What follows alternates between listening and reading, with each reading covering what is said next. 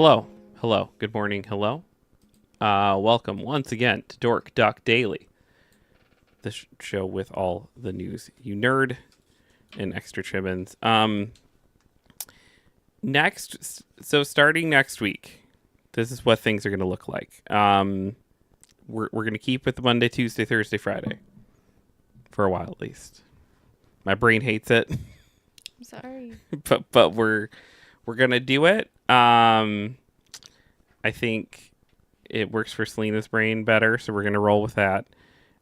Thursdays starting next week is gonna be a just me show, and it's gonna once the party starts, it's not gonna stop because I'm gonna roll right from doing a morning show into what will for a while be okay. We started this ranking 64 thing. I have to finish it. And we're gonna do that till it's done, and then I might run with Sam's pitch after that. Which is it's just like a second Final Fantasy day. So we move through Final Fantasy games a little more efficiently. Good morning, Sam. Good morning, Shiki. Good morning, Holt.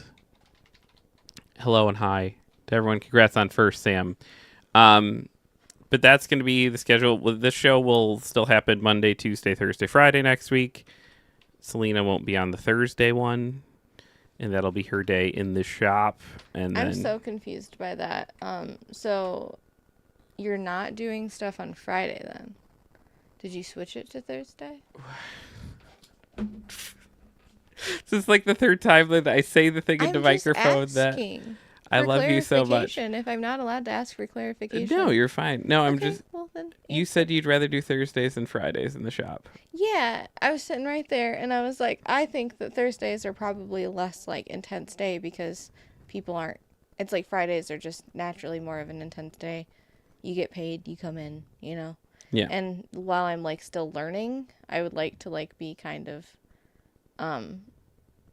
not on alone on the busiest day of the week. And so I was like, "Oh, but doesn't that mean that you don't get to do your N64 stream?" Yeah. Or maybe you said, "Oh, Fridays means that if you go in, or if I go in on Fridays and you go in on Thursdays, that means that messes up the N64 stream." Yeah. So did you just move the N64 stream to Thursday? Yes. Okay, that's all I was asking. I was just asking for clarification. That's all. Basically, on Thursdays, I will do this show by myself, so you don't have to stress about that, and you can just worry about going in. And then I will just keep streaming. And like I said, I started the 64 thing. I would like to. I don't want to get. We're in like the R's, I think. S's. Sam says, I am known to sometimes have good ideas. Then I try to beat Final Fantasy in a year. What are you talking about? It's just been a year. It's cruising along. Tonight we'll be on about probably about 7ish, I'm guessing. Yeah.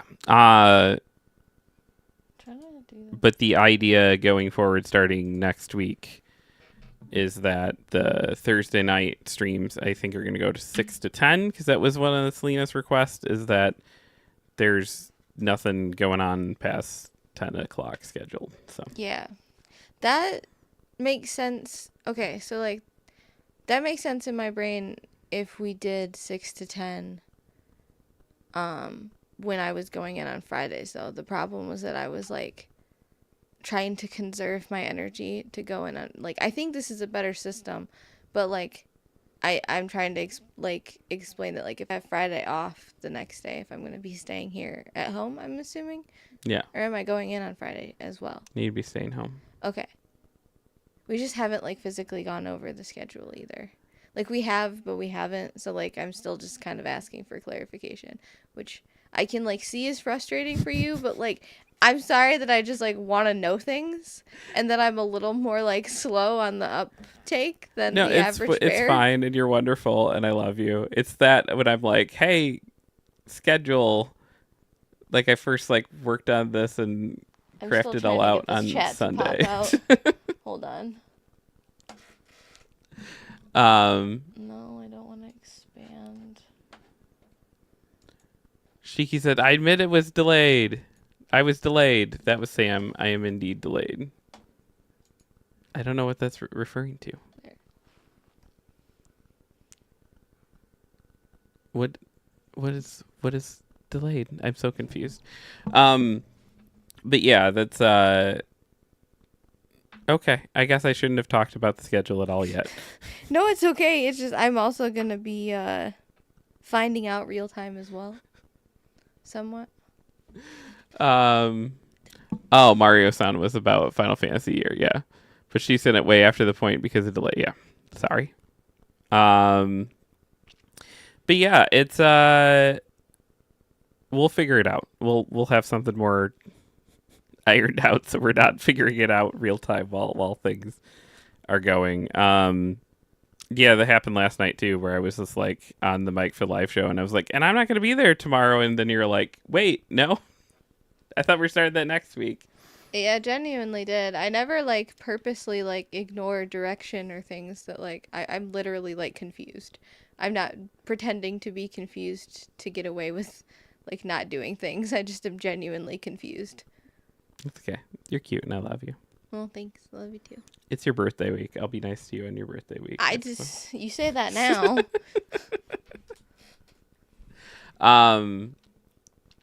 Well, and for me, I thrive in like this is the schedule and this is where I'm going, and it always drove me crazy. Maybe you're the proof positive of why like every restaurant I worked at was like, nope, that would never work, because I was like, I worked at one restaurant that everybody had a set schedule. Every single person that worked in the restaurant had a set schedule. And it was one of the happiest I've ever been as an employee, because like every week I just knew I What you were worked. doing. Yeah, I just knew going into the week what my schedule was. I didn't have to think about it.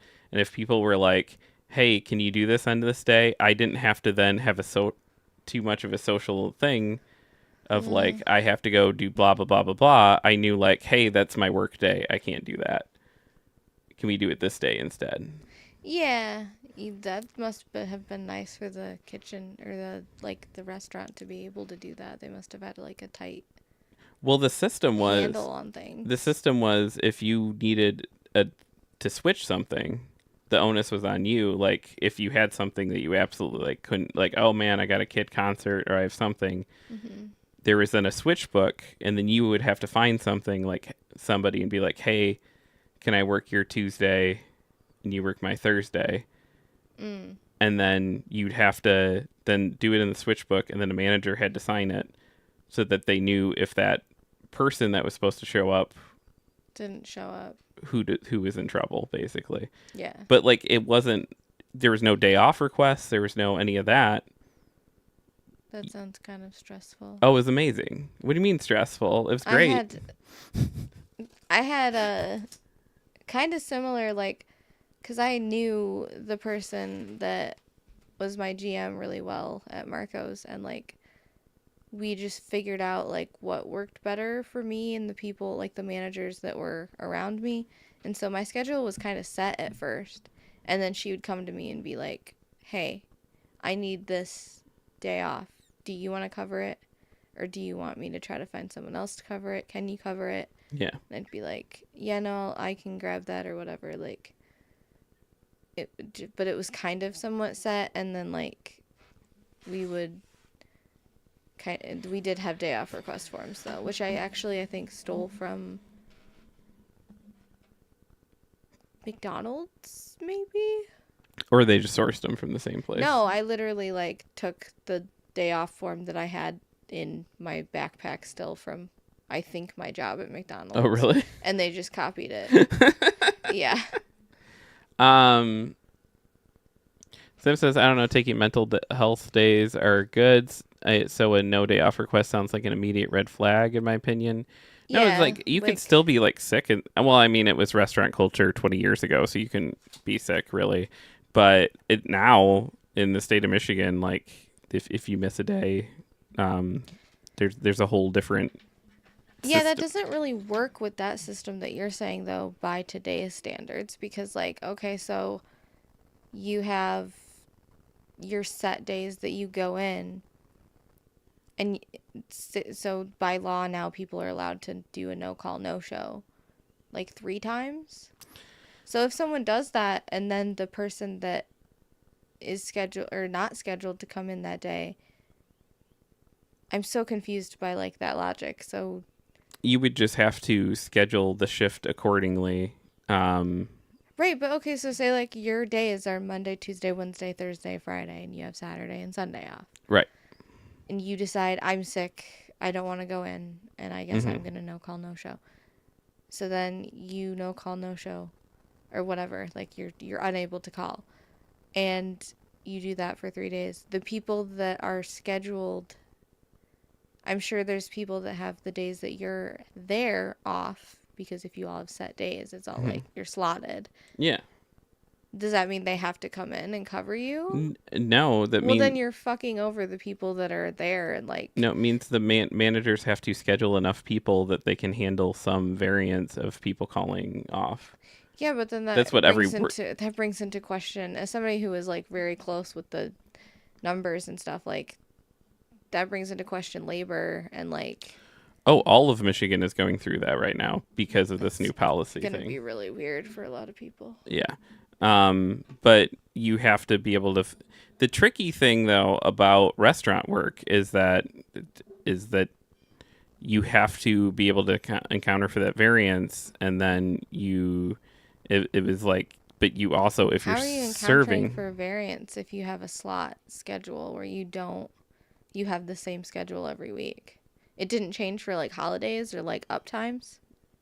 Um, it did, yeah. There's so much turnover in like serving and stuff that they would just hire more people, and then there would be natural burn off because they're all like college kids and I guess I'm just confused by that. Like when I did the kitchen thing, it was like I had a really kind of sort not really set schedule, but like I usually if I asked for a day off, I would get it, and I would have to be like I'd have to remind my boss because he had the similar brain to mine. but they would like seasonally go like, hey guys, like we've been looking at the numbers and we need two hosts now on Monday nights. We've been running with one, but Yeah, they yeah. would make changes like that.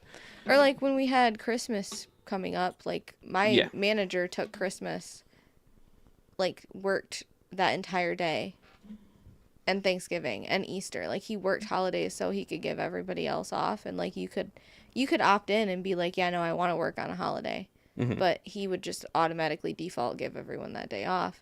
But we would all be like hammering to that day of just like sometimes I would pull like whole ass like I wouldn't leave until I would do a double. I would be there from like Yeah, there's stuff where like things get busier and things, yeah, but for the most so part, on your regular date, I just about said the phrase day to day week, which makes no sense. But like for the most part, sorry.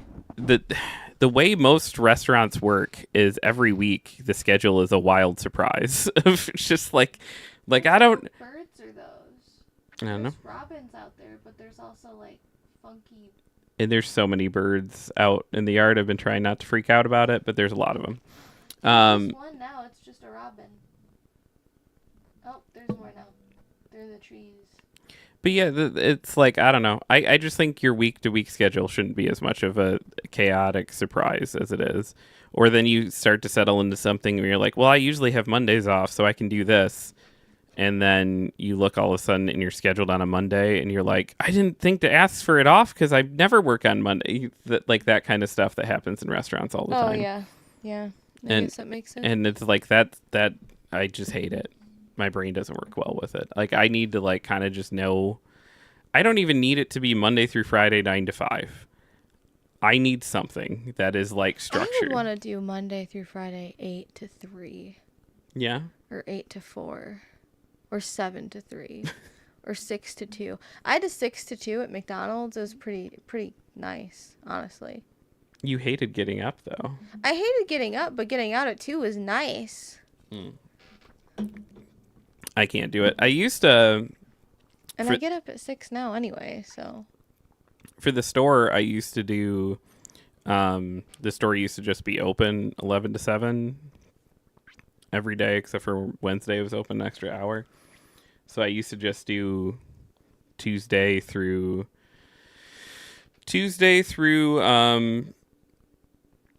Saturday. It would be like mostly 11 to 7 with like extra hours on like Wednesdays and stuff. So yeah, making videos and doing live shows and stuff. And then like that was nice because it was like Wednesday was the one day of just like I can't do anything else on a Wednesday. Don't ask me.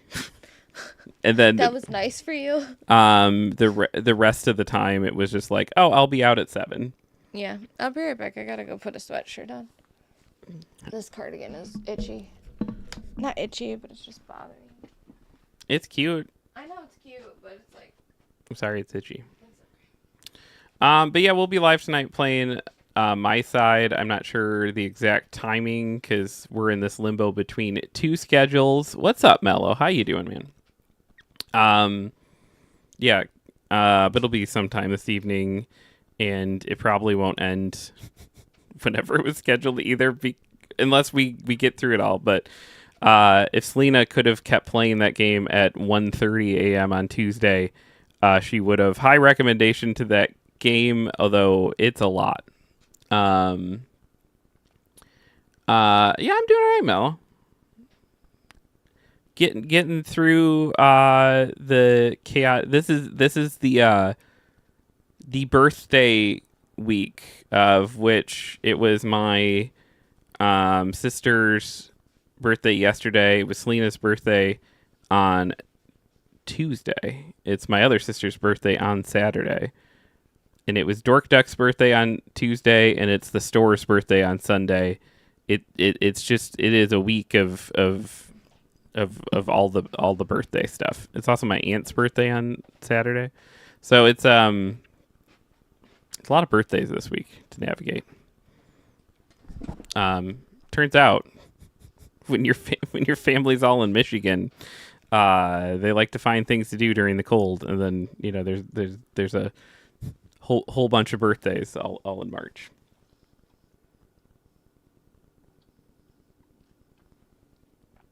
That wouldn't be cold. 9 months. March, it'd be June. Isn't 9 plus 3 12? Wait, no, the other way. Sorry. Mm-hmm. 3. Oh yeah, no, you're right. Mm-hmm. Yeah, never mind. I know. Abandoned that theory. We don't just talk about our parents' sex on this show. Let's not. We also talk about all the news you nerd in a whole segment we like to call the Daily Quack.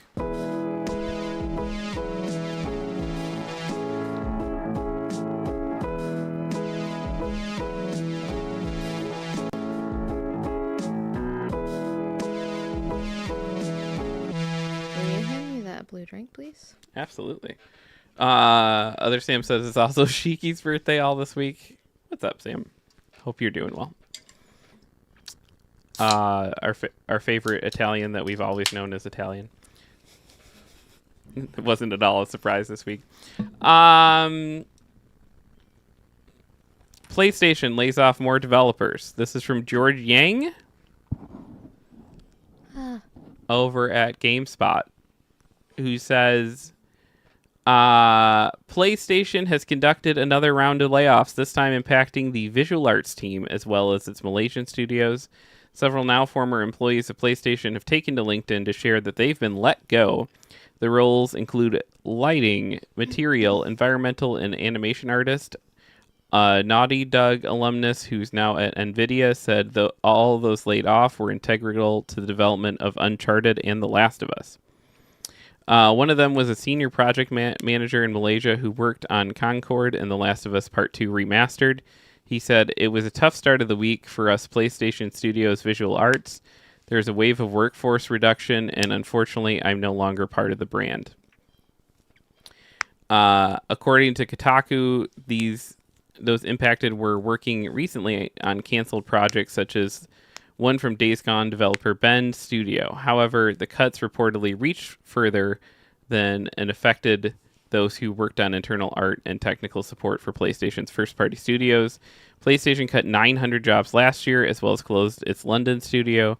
Over the last several years, PlayStation greenlit a live service initiative that seemingly hasn't gone as well as planned. Naughty Dog canceled its multiplayer game set in the Last of Us universe, which they never should have been working on from get-go. Why? Hmm? Why? Because they have a long history of making really good single-player games. Oh, okay. And maybe I want that. One guy at PlayStation was like, all live service... You know how everyone touts how great our single-player games are? What if we did multiplayer? What if we did all live service games? And now everyone's getting fired.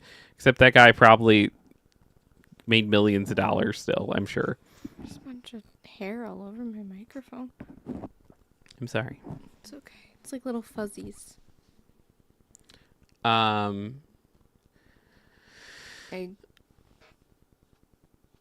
What? What? Split Fiction becomes EA's first 90-plus Metacritic game in over a decade.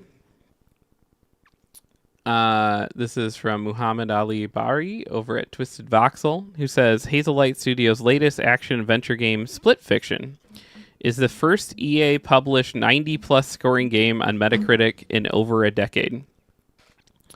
The reviews are in, and Split Fiction has received universal acclaim from game critics, resulting in an aggregate score of 91 on Metacritic. As such, Hazelight Studios' new action-adventure game has become the first EA-published 90-plus scoring game in over a decade. For those wondering, the last EA-published title that received a Metascore of 90 or above was 2012's Mass Effect 3. Wow. I'm the first to say that like reviews aren't everything, and Metacritic sometimes is silly, and then the places that will like link bonuses and people's compensation to Metacritic scores is bullshit. But wow. Coincidentally, both the latter and Split Fiction released on the same date, only more than a decade apart. Since 2012, games like DICE's Battlefield in 2016, Hazelight Studios' previous title, It Takes Two, in 2021 came pretty close to hitting the 90-plus mark, but ultimately fell a bit short. This says, well, shit, Split Fiction must be good if Muhammad Ali came back to play it. Furthermore, Affairs mentioned that players will not want to miss the side content of Split Fiction. He wants fans to trust him on his claim. He also guaranteed that there are things in Split Fiction that fans have never seen in a game before. As for post-launch content, he said with certainty the Hazelight Studios has no plans to release any DLC for the game. Regarding the Friends Pass, Split Fiction director shared that it supports crossplay, meaning that players can invite their friends from any platform for free, which is like such an insanely smart, good thing to do for a multiplayer game of like, I can buy the game, you can play for free, you don't even have to be on the same platform. Like that fucking rules. The fact that they're getting EA to agree to that stuff too is that's wild. It's insane. Oh, wait. Similar to Hazelight's previous title, Split Fiction is designed exclusively for split-screen cooperative multiplayer, requiring two players to participate, either locally or online. The game's now. I have voice mod downloaded on my computer. What the fuck is voice mod? It's for modifying your voice. Right, but I didn't download it. No, I did like forever ago when I was messing around with stuff. Delete your stuff that you downloaded. It was years ago, but that computer hasn't been on in years. Yes, it has. You can't say it's not been on in years. Oh, it's been a while though. It's been a while, but like, remind me later. What the okay. Some of these things I don't know, and some of them I'm like, did I put these on here or did someone else? That's what I don't like, because I don't know who did what. Oh, well, I can walk through and tell you things I did or didn't do at some point, but back when I used that computer regularly, which was a while ago because that's like pre-Dork Duck stuff. Yeah. When the computer was there. I'm pointing. No one can see where I'm pointing. Hey, Michael Sheen writes off over $1 million worth of debt for 900 people using his own money. The Welsh actor has started a debt acquisition company to highlight how banks profit off of vulnerable people, and is set to be shown in a Channel 4 documentary, Michael Sheen's Secret £1 Million Giveaway. This is from Lily Ford over at Hollywood Reporter. He says Sheen's show aims to reveal how banks and finance companies are profiting from the country's most vulnerable. The shocking thing is that people have started having to use credit cards, overdrafts to pay for basics, to pay for necessities, rather than luxuries or anything like that. So the debt I was able to buy included credit card debts, overdrafts, car finance, that kind of stuff, he said. You need some help to get through these times, and people are getting into spirals of debt. Once you're underwater, it's very hard to get out again. That's why I wanted to do this, to draw attention to the fact that this is going on, and there is a way to change it. There are alternatives, and we need to push to try and make a difference for people. The actor initially was cautious about spending the money. He told BBC's The One Show on Wednesday, saying he does not have $100,000 to throw around, and therefore wanting the project to be effective. It was only when he met a woman in a Port Talbot cafe who told him about steel workers in tears that Sheen decided to see the debt acquisition company through. Sheen's efforts, directed at the Port Talbot region, come 5 months after the closure of a blast furnace in Wales, marking the end of traditional steelmaking in the region and prompting in the widespread loss of jobs. Sheen has become a champion of Wales in recent months, self-financing a new national theatre to fill the gap left by the 2024 shutdown of National Theatre Wales, forced to close after a £1.6 million funding cut. The actor said the closure of the National Theatre Wales was incredibly sad, but not a surprise, and that it motivated him to find a solution. If we don't find a way to reimagine the way forward, it may be a long time, if ever, that we have the opportunity to have a national theatre in Wales again.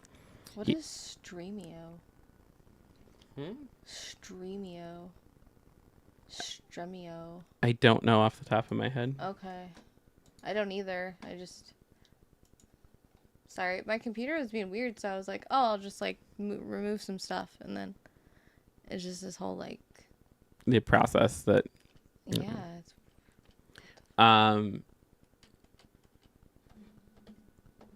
Yeah, I don't know if that was something I added or not. No, you're good. I just didn't know. Looks like it's a streaming thing. Which I would imagine...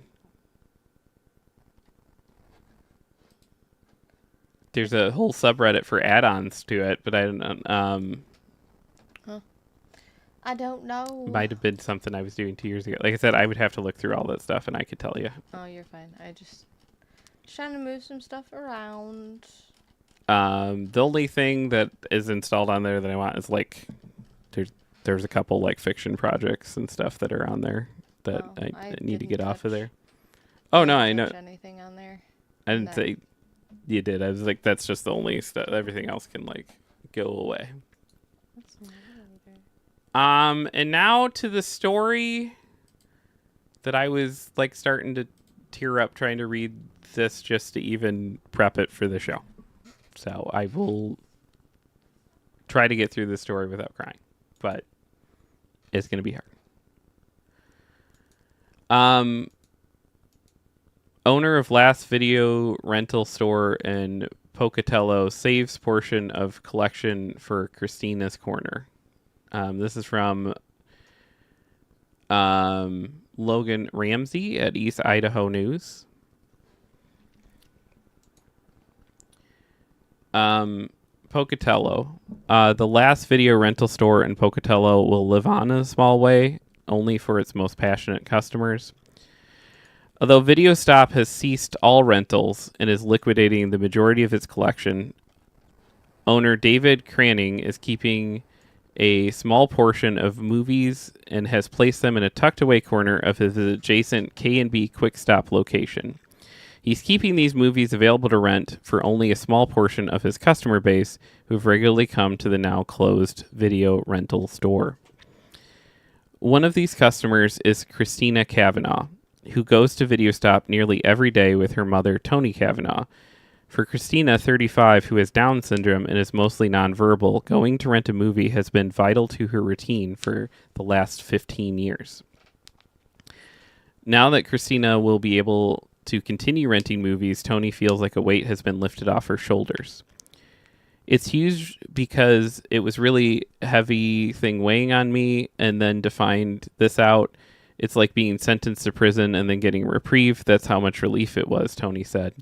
Video Stop has always been the mother and daughter's go-to rental store, but they would go to others around Pocatello before they all closed. Back when they had more options, Christina would tell Tony which rental store she wanted to go to by saying Babar for Video Stop, Beast for Great American Video. This is because she first ordered Babar the movie from Video Stop and Beauty and the Beast from Great American Video. Oh. When Great American Video closed its doors for good, Christina didn't understand what happened. She doesn't understand things closing. The mother explained that it was closed and signed to her that it was broken, but Christina still needed to see the building. Her and I drive over there, and I let her get out of the car, and she goes up, and there's nothing there, and the doors are locked. She still wanted to go in. It's really heartbreaking to just watch the anguish, Tony said. Christina was able to move past losing Great American Video because she still had her mainstay video rental store, allowing her to maintain her routine, which Tony said is integral to her. When new employees start to work at Video Stop, they would train them on how to interact with Christina at the checkout counter. They ask for the phone number on the account, so she gives it to them, but she goes 2 and looks at them, and they have to say 2 or she won't move on. Then she'll go 0. They have to repeat it every time or else it just really throws her, Tony said. They're really, really good to us there. Tony had heard that Craning may have to close Video Stop for a while before he made it official. They'd been talking about closing it because it just hadn't been thriving. I just kept thinking, oh, maybe just one more year for the rest of our lives, Tony said. Tony didn't know how she was going to explain to Christina that the Video Stop was closed. I think devastated is a really good description because I thought, how am I going to explain this to her? What are we going to do? It's just so much a part of her life, Tony said. Craney knew that closing the Video Stop would cause stress in Tony and Christina's lives, but it had gotten to the point where he could no longer keep it open. As he tried to think of a solution, he realized that he had a corner of his store that he had developed for deli storage originally, but that it didn't take off as he hoped. That area is going unused, and I thought, okay, it wouldn't be too much terrible work to just retrofit it, put some shelving in there, and move some of the movies out over, and just create kind of a mini video store corner for this kid. So she could still have her normal routine that she's used to. Oh. Wait, so this is in his house? No, he owned Oh, he owns the building. Yeah, and he owned like a little like a Quickie Mart Yeah, thing I understand now. in a video store that was failing. Yeah. And so he's like carving out, like knowing that it's not going to make like any money. Yeah, and just to keep that for her. Yeah. That's really sweet.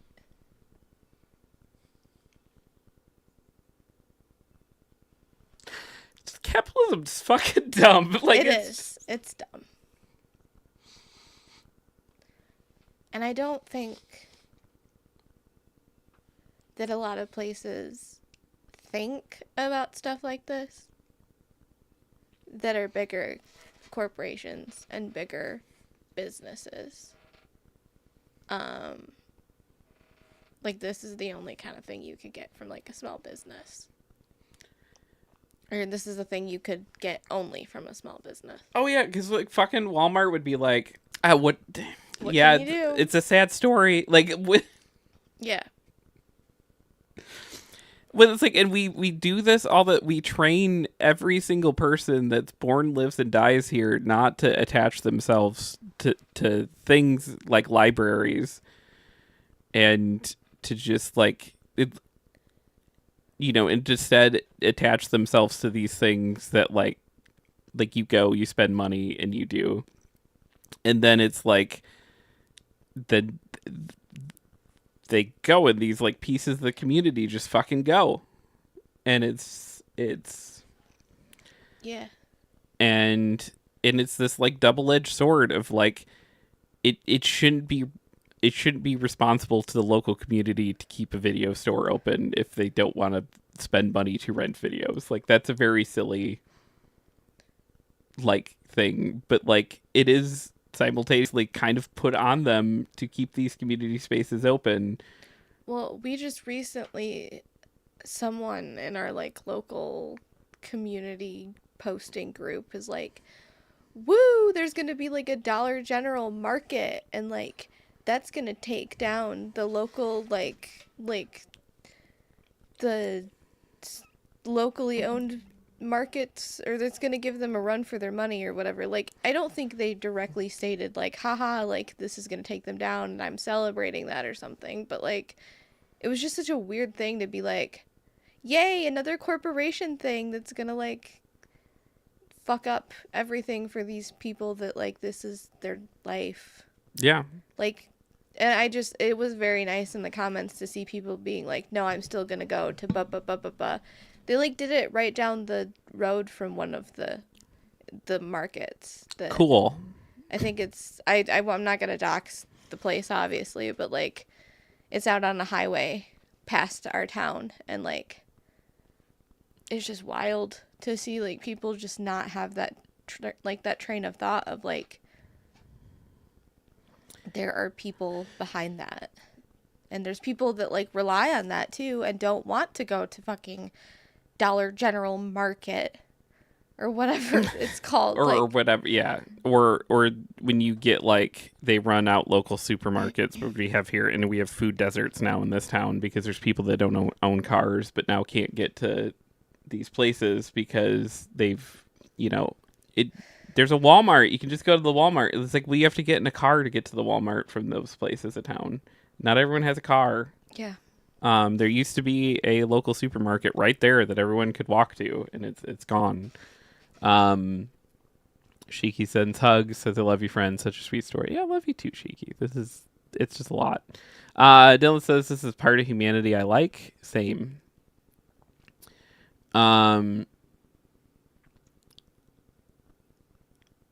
The manager, Jennifer Klassen, said that Christina is more than just a customer to the staff at K&B Quick Stop.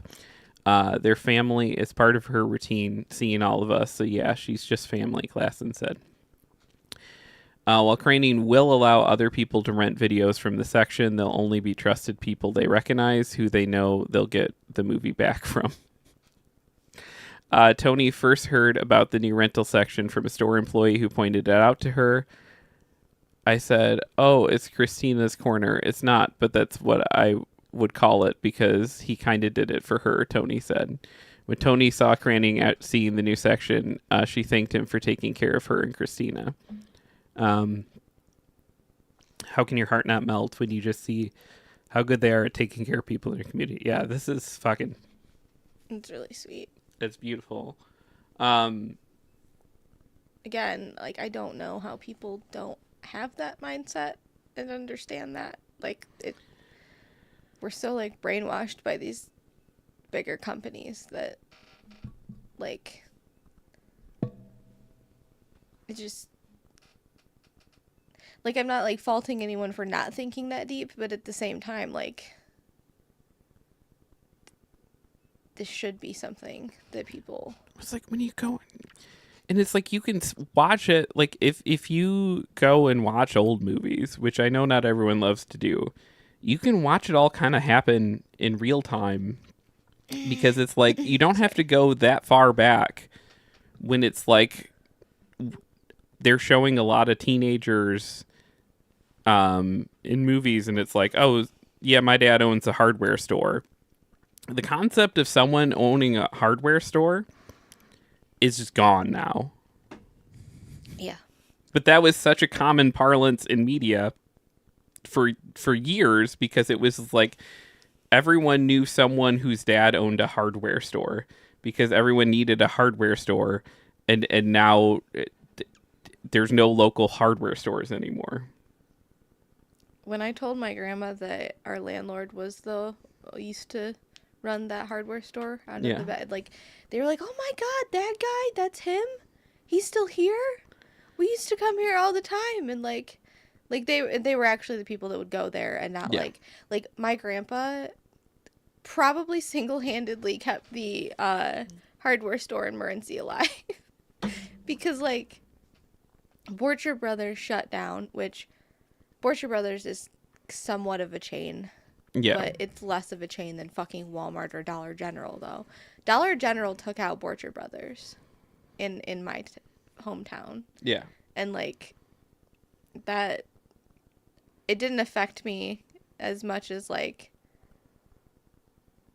as I had like it I looking back now I was like, oh wow, but like at the time I was like, I think I had already like moved into Waldron or something, so it didn't affect me as much as Well, my local town, um, and it's like local county, I guess, that I grew up in, because my local town was too small to have anything. But the local county, like, had a Walmart when I was growing up there, and like people would already talk about it, and like there was people that shop there and people that refused to, and were just like, that's the place to put us all out of it, you know. it's so hard too because like Walmart can afford to charge less than these smaller businesses. But before the Walmart came in and before like they weren't forced to like charge people more. The Walmart coming in makes them have to charge people more cuz they have to make more money because they're selling less. Yeah, or Walmart is just buying at a mass discount, or they're just not making much money to run the place out of business, and then once the place is out of business, then they put the prices back up. It's It's really icky. but like while I was living there, all those years ago, I've they were trying to put a Meyer in, and they kept blocking it. They kept blocking it. They kept blocking it. They finally lost the battle, and now Meyer's going in there. And there's like this local market house that has just like fought for years. Oh my God. By the way, I think it is all Joann's leaving. It is all Joann's. And like I just got a thing to my phone that was like, "Hey, 40% off everything, but also you can't order through the app and you can't order online because of high demand. So you have to come in." And like it's just we tried to go in there the other day cuz like it I just wanted to go in there and like see what was happening and kind of like say goodbye to my craft store in a weird way cuz like And there's just this onslaught of people. onslaught of people and like people that some of them I could tell didn't fucking step foot in a Joann's before, but because it was going out of business and they could get stuff for cheap for whatever reason. I mean, I'm not harking on them for wanting to buy sale items like that. I get it. We're all going through it and like things are expensive, but at the same time, like if you came in before, maybe it wouldn't be going out of business. Right? I don't know. No, that stuff always And it drives sucked me 'cause crazy. it was a bunch of people that were just running me down with the cart with their carts, and I'm just trying to pick out fabric so that I can fucking like do something that brings me joy, and you people are like running me down with your cart because I'm not letting you get to your sales fast enough. Yeah. And it's like we used to go there. It was such like a vibey place. I have deets, by the way, on the Joann's thing that are gonna make you so insanely angry. Oh, great. Do you want to tell me now so I can be insanely angry on camera or Yeah, it's everyone will be. It is okay. the dumbest thing. So like Joann's was a publicly traded company, What does that mean?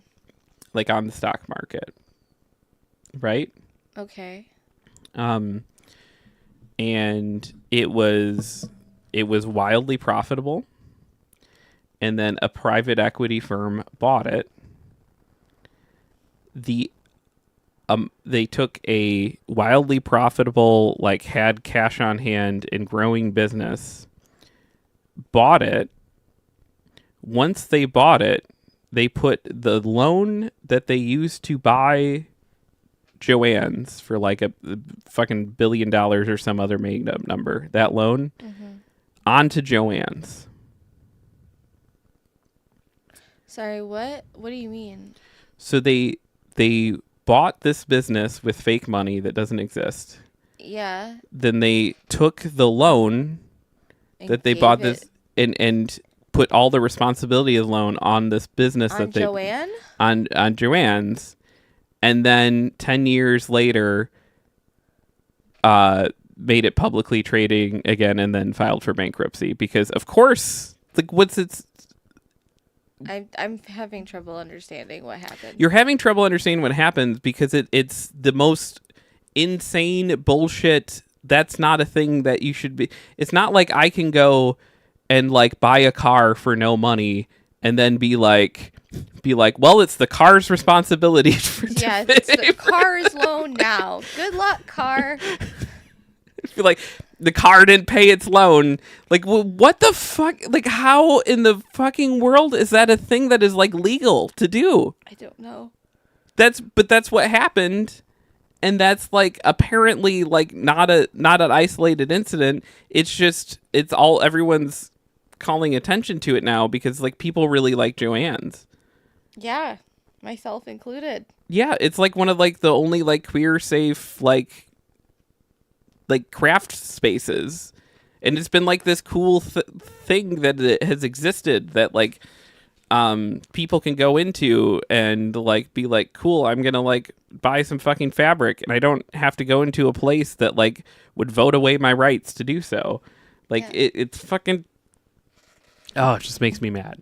Dylan says because they're rich people don't have rules. Yeah, that's the most insane. Like, how can you buy a thing with made up money and then give responsibility to pay that thing to the thing that you bought? That's just so strange.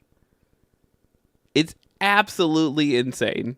Should be So now in 100% this town, illegal. All we have is fucking dumbass Hobby Lobby with their fucking support of conversion camps and like just awful ideals and values and just not a good place to go. Where I get triggered every time I stand in because of the hymns that play over hymns. Or we have Michael's, which is like, I guess, better than Hobby Lobby. But it's an autism nightmare. But like, it's so, oh my God. And it's made 10 times worse by like, it's an autism nightmare anyway, because they're always so vast and complicated. Michael's. It's so bright. And then corporate, and then now there's like this fan in our specific Michael's. Like the one in Toledo does not have the fan area. I call it the fan area. If you stand underneath it, it's like this weird like wub wub wub wub wub wub wub wub wub wub wub wub wub, like just constant, and your head fucking David Lynchian like area. Like it's like you're stepping into a liminal space, and like everybody in my family like felt it too. So it wasn't just me, because sometimes being autistic, I'm like, does anybody else hear that fucking refrigerator vibrating? And they'll be like, the fuck are you talking about? And I'm like, it's so loud. And they're like, no, it's not. There's no sound. But like our Michael's, there's a fan and it's loud. It's also bright in there. There's also so many like sections that just like I can't get a hold on for some reason. I don't know. I feel broken because I used to love Michael's. Maybe it's the one in Toledo is better than the one here. I mean, the one here was just built, and it is definitely built. You would think that would make it better for me though, because I like organization and I like things being, but it's like so stressful. They're ushering you, instead of checking out, to like this gigantic touch screen. Oh my God, the touch screen. It scared me. And then I went up to like the kid that was at the cashier thing, and I was like, am I allowed to pay over here? And he's like, yeah. And I was like, okay, just kind of seems like I'm not. Like, it seems like you guys don't want me to. Like it felt like the McDonald's installing the touchscreens all over again. And then I felt like one of the older people that were like, I'm not using that. And I'm like, that's fine. You don't have to. Dylan says, how is Michael's politics? It looks like they have nothing as a store, but the individuals are kind of all over the map. But the most donations are like going towards Joe Biden, but like also that's all their 2020 data, and it's not much. It's like $4,000 spread across the board. So, if they accidentally sold AI Halloween art. They did accidentally sell AI Halloween art accidentally. I will say, you walk into a Michael's during Pride Month, and there's whole ass sections for Pride Month. That's true. So there is that, but like at the same time, so does fucking Target, and Target's gross. So like, I mean, the other corporations, well, they're pandering. So like, I can't exactly like give them a fucking pat on the back for pandering. But well, and I've never heard queer people talk like this. This is my small survey, so like, who knows? But I've never heard queer people talk about Michael's or Target the way I've heard them talk about Joann's. Like, people fucking love Joann's. They apparently will be they will be upholding DEI. So there's that at least. Yeah. According to one of the employees in a subreddit. So I have no idea if that's actual like information that. But I don't even need necessarily every like. Corporations are corporations. I would much prefer to like walk into I would much rather buy fabric and crafts from some lady named Joanne than there is a small business in our town that sells yarn. Some And Michelle's awesome. Yes, she is. I personally do not use yarn though, and it's like I would love to get into crocheting and knitting and the like. I'm just not at that point yet, and I really am not in a financial situation to buy yarn that I'm not going to use right now.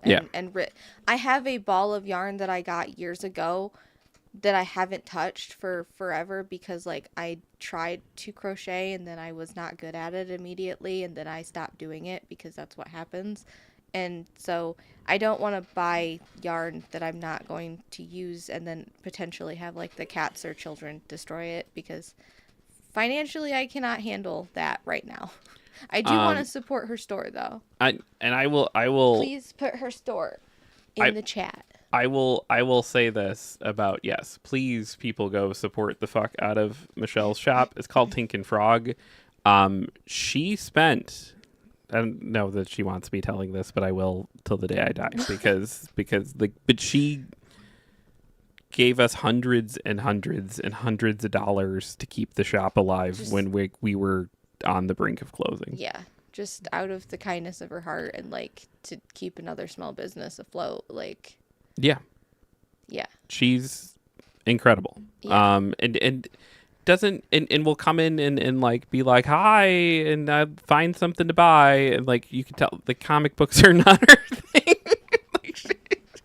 And it's like, we're not sitting here being like, if comic books aren't your thing, you still have to come in and buy stuff like to support us. It's like, it's just that like she wants to like, when she heard we were struggling, she like, yeah. And so like to the day I die, I will be like, please go support the fuck out of that. I don't yarn.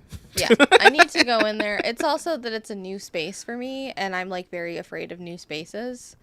And so like every time I've like had the time to go in there, it's been by myself, and I'm just like, crap. Like I would much rather go in with like you or, that's the chat, Jeff. I was trying. I know, but I'd much rather go in with like you or like our kids or a combination. Gosh, her website's nice.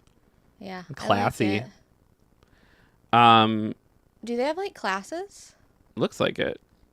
Ooh. I might have to do that. But yeah, please go support Michelle. Like, find classes and sign up online. Knitting for Steph's and crochet. Learn to knit socks First knitting mistakes. Granny Square Workshop. I love it. That's awesome. What's the frog pond?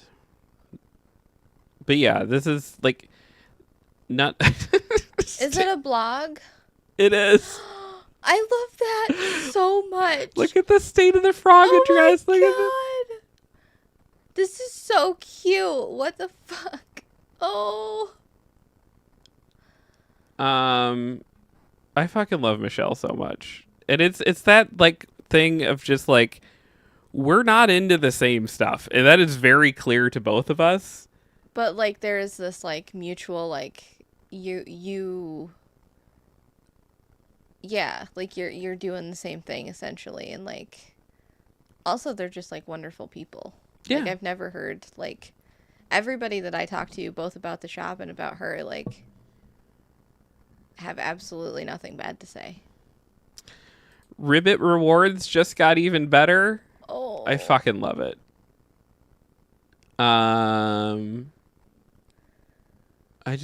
This is great. I love her. And again, like there's a few other people too that like gave hundreds when they definitely did not have to. And it's if they open small businesses at some point, you will hear me publicly talk about it in the microphone and just be like, go support them because my stuff would not exist without them. Yeah. Because it's kind of this game and these things are hard, and you know it's like, and you never know what, like in this news story we read, it's very obvious like that it was like to that like that one kid. It's a kid, they're 35, but you know what I mean, like but like that it was part of their routine and they're struggling, and like, yeah, how do you explain to someone like that? It's just like, well, kid, there's this thing called Netflix and it's completely, and it's what's called a market disruptor, and the thing is rich people want more money and they don't want us to, like, it's this very weird thing.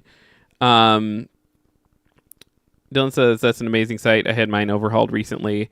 It really pays to have professionals do it. Mine right now goes to just an error sign. Oh, we don't even have a website anymore. I keep refunding the URL, but no, the things that I was paying for. That's why my one email isn't working. Because I went to pay it, and it was like, I didn't realize at one point I had paid for like 5 years at once, and that's what was coming due. Oh, that's crazy. So I have to like go in and either build something myself or, but yeah, right now radraptor.com points to this, which is super professional. Yeah.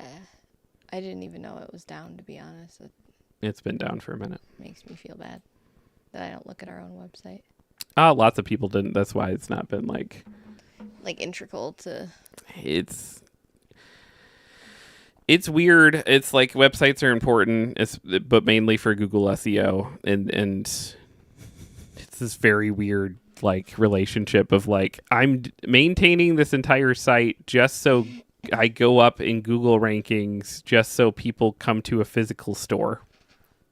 And when we tried to do more like content and more like good things on the site, it's rough because like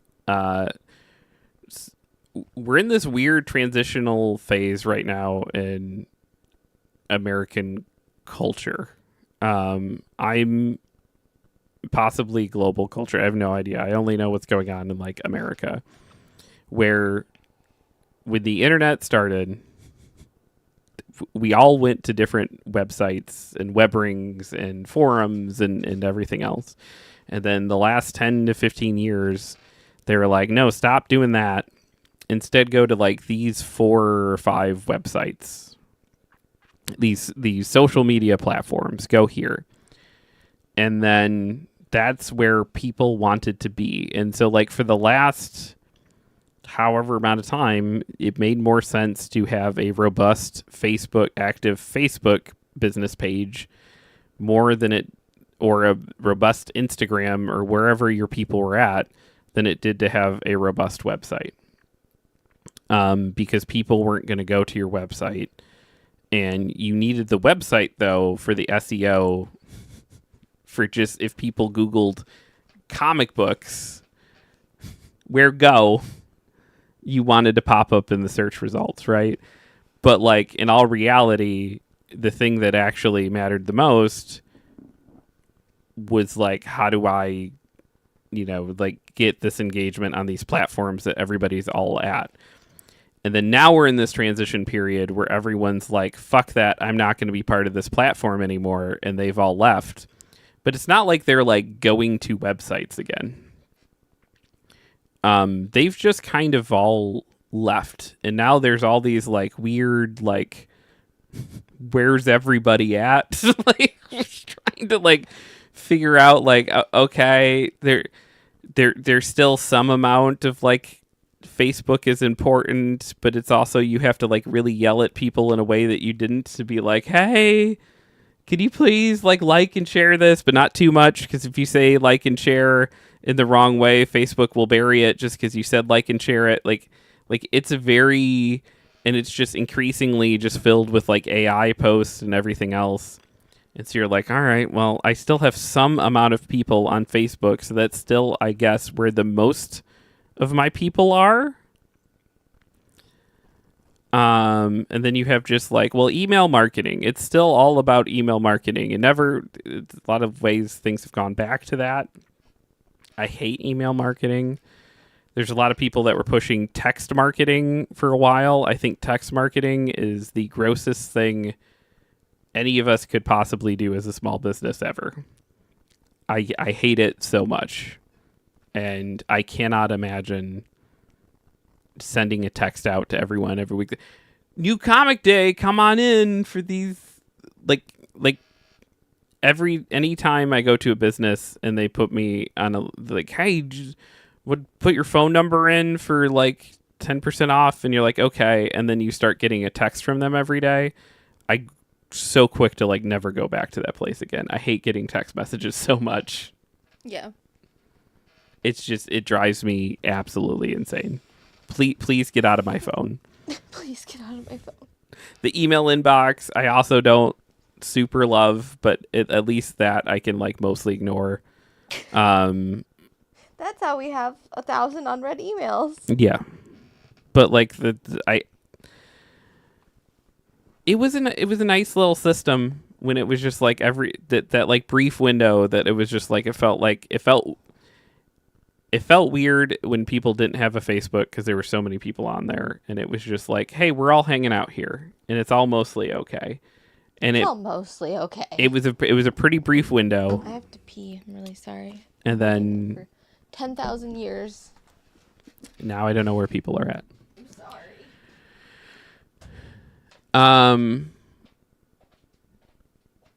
Dylan said, I heard a comedian say I accidentally went to something the other day. It blocked whatever you said. Did you say Facebook? I don't know what you said. I actually went to something the other day, and I feel like they all cheered at headquarters. AOL. Oh, yeah. Yeah, it'll just block URLs because we have to... People will come in and just try to drop them. It'd be like, hey, join this. It's like, no, I will not.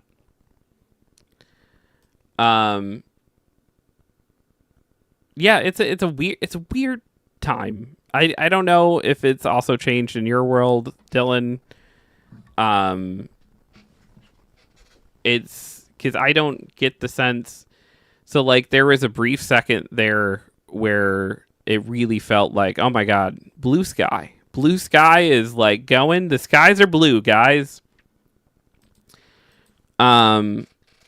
Let's all go, and then and I know part of this is like your feed is whatever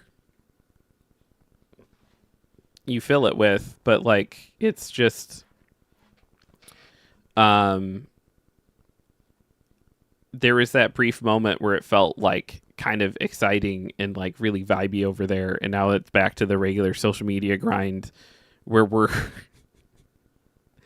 where there's not a lot of conversation happening. It's a lot of, and I get it, especially because right now it's like people are tired, people are stressed out. It's like the climate right now to get up and do anything is just still got blocked again by using the phrase. I can't click allow on that because if I do, then it will permit the phrase. And I can't click allow on that. I love you so much. That was very funny, but I can't click that button. The phrase, it's blocked now. The B and the V, the best viewers. He said, but how will we know where the best viewers are if Okay. But I can't click allow on that because if I do, then that's now a permitted phrase, and then they can get back through. They can get back through. It's true. What you doing, beautiful? Come here. Are you blue skying, Selena? What? Have you been hanging out in the blue skies? Kind of. I don't hang out anywhere anymore. It doesn't feel like a lot of people are hanging out. It feels like a lot of people are, and again, some portion of it is like that's, you know, I follow a lot of creators, but it feels like there's a lot of like, hey, there's a lot of self-promotion and not a lot of hanging out is what I'm saying. And for a platform to work, there needs to be a mixture of both. There has to be like some... Look at Jeff platforming 101 out here. I don't know that I'm not smart. Like, I'm not the person who should be solving these problems or even talking about them. I'm just saying that it's like... Sorry, I was laughing at Pancake, not at you. She just kind of like loafed and then like got more comfortable and just was like, okay, yeah. Yeah, I'm in here for the show. Hanging out in here. She's mad because it's wet food dinner or breakfast time. And I fed her yesterday around, I think... Wait, no, I didn't. Or maybe I did. Yeah, I fed her this time, around this time, because, like, I left the shop early, and then I came home. Just wait till next week when they're all, like, flipping out because of time change. Sam said, thank you for preserving my hard work. I appreciate it. And says, my rule for Blue Sky is to never self-promote on it. Talk about my actual interest. I try to keep it 50-50 if I can. But then there's just... I find that when I post self-promotion things, they get interactions, and when I try to just talk on there or vibe on there, or hang out on there, or talk about my interests on there, they get nothing. But then, weirdly enough, the self-promotion... I said birdies. Oh my gosh. She excited for the birds? Oh, look at her. She's tweaking. There's a lot of birds out there. Fucking freaking out. Yeah. I think they're right outside our window. Sam says my addendum to that rule is maybe promote charity streams, but nothing past that. Yeah, I'm going to have to change my approach on here because it's like my entire feed has turned into like nothing but just like I'm going live doing this. Or the few like politically engaged people I posting things that make me sad. So there's not a lot of conversation happening. Yeah, I had to scroll my bar down to like 3/4 to see someone just posting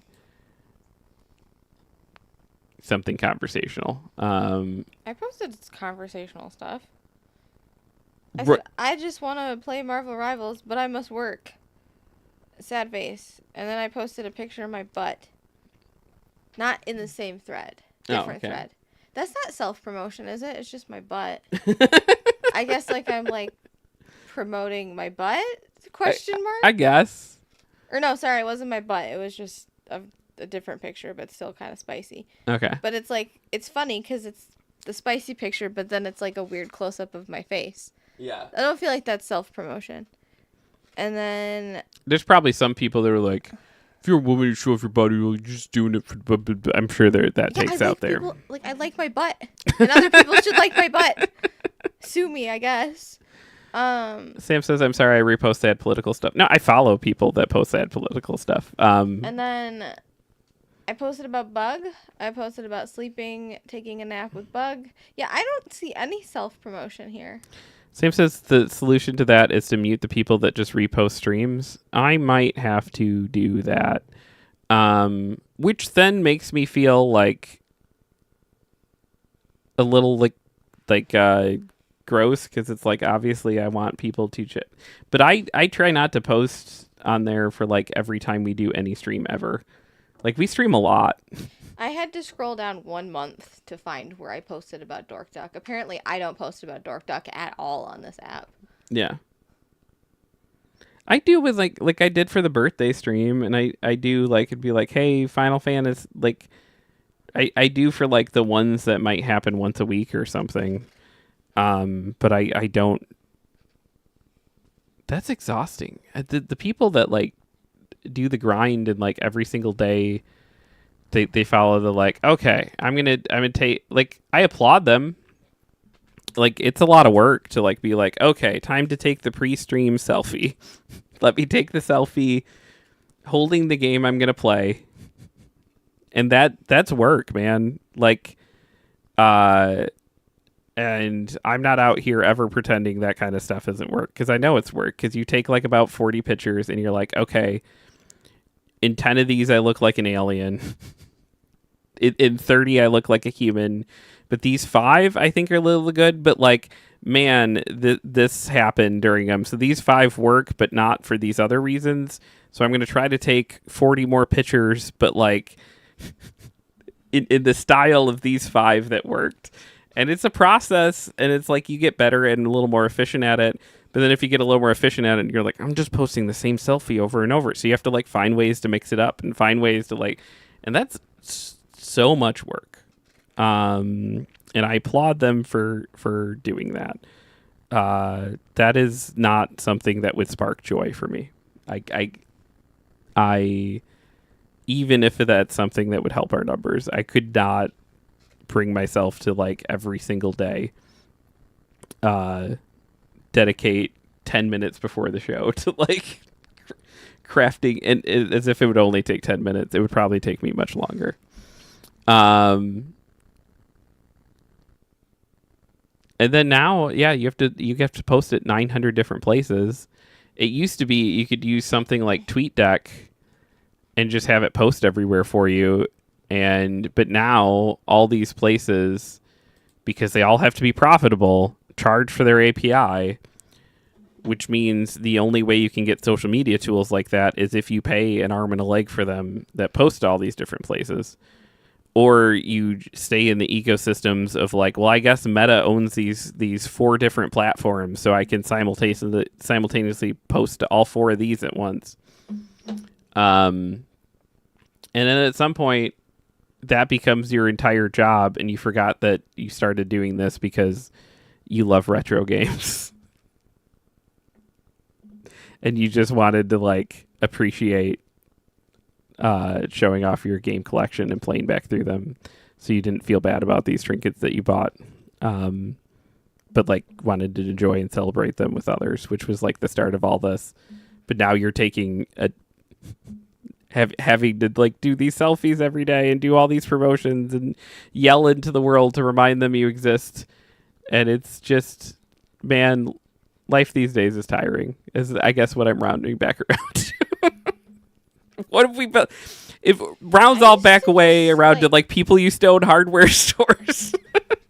I used to just like post random ass fucking like just unhinged shit on Twitter before Twitter was X and before it got worse, because it wasn't always like it has always been kind of an odd place. But like I just used to like post whatever, like I'd be like, hey guys, I just ate a cookie.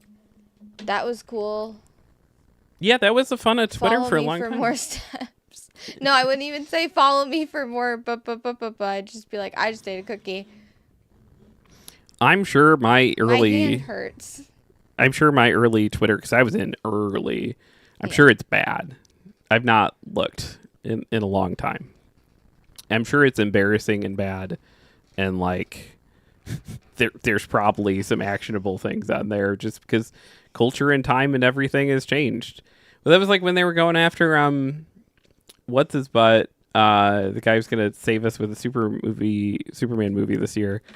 And it was like, oh, look at these old tweets he did. It was like early internet was all about shock humor, and he was working at a studio that was all about shock humor. Like, of course. Who? What? Just tell me about this. I don't even. I don't know. Guy what you're made Guardians of talking the about. Galaxy. I can't think of his name right now. Who used to be married from Pam from The Office, but now is not married to Pam from The Office. He used to make movies at Marvel. Now he's going to be making them at DC. He's in charge of all of DC filmmaking. James Gunn. James Gunn. I couldn't come up with that name. Sorry. Well, okay. I'm not up to snuff or up to par. Whatever. I'm not. Do you not remember him like getting fired? And they didn't. That's why it took forever for the third Guardians movie to come out, because he got fired and unfired. I don't know. Hold on. Guys, over on Twitter, twerking is trending in the United States. That's nice. Apparently.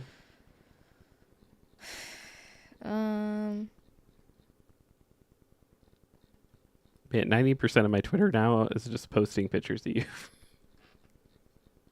I'm just trying to figure out what he did. I don't even know. Like, and James Gunn? yeah, hold on, because someone said something in a Reddit thread like that people were being pedo defenders, and I'm just like, what? He made crass like internet shock humor jokes in the early days of Twitter, and then when he was critical of Trump, a bunch of right wingers dug those up and posted them, and then Disney panicked and fired him, and it was a whole thing that went down in the late 2010s. That's why it took forever for Guardian. And then they were going to still make Guardians 3 without him, and then the entire cast of Guardians 3 refused to make another Marvel movie unless they brought him back. And that's why he went off and he made the Suicide Squad at DC, which is an incredible movie, and Peacemaker at DC, was all entirely because Disney fired him. And all of this, him taking over all of DC movies, it's all entirely because that window was created because Disney fired him. So if Disney never fired him over those tweets, then it would still be a thing, where he'd probably still be at Disney and making movies there and happy. Which is kind of weird and incredible and silly and nonsensical in itself. Gosh, I used to tweet a lot. Now deleted tweet. Do you not remember like any of this going on? I don't. Hold on, I'm looking. Okay.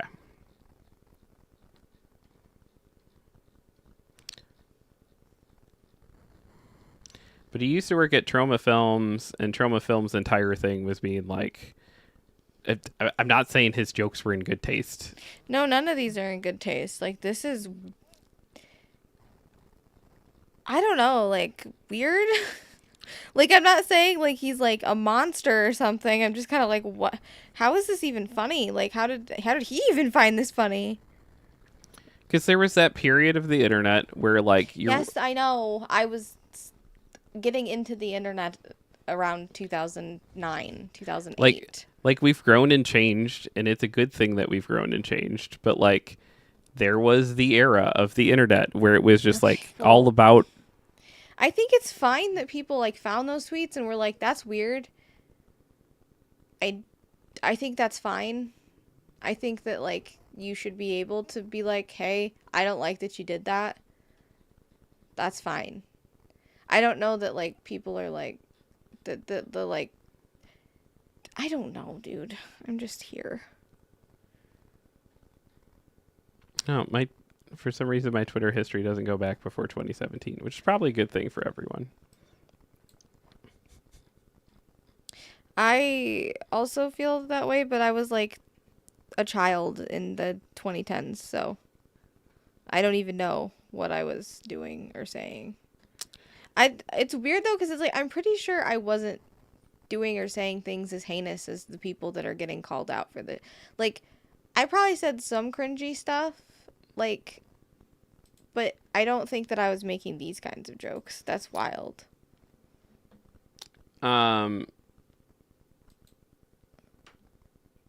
Yeah, no, I was I don't know. Also, he was like older too. That's the thing. Is like he's like a grown man. yeah, and he was, but his like entire gig was he worked for Trauma Films, who entire thing on the marketplace was like, we're the place that does the shocking things. Uh Says exposing you of Casey muted is wild. To say,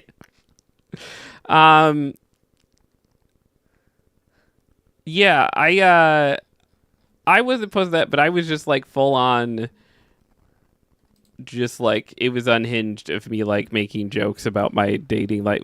Twitter felt more, as weird as it is to say this, it felt more intimate at the start.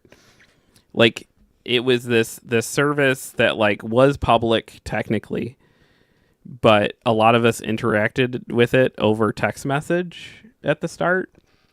So like you would there was a You could text and tweet. Like you could text something and then it would tweet it. I know. I was Yeah. there. I shouldn't have been there. I was like 10, but I was there.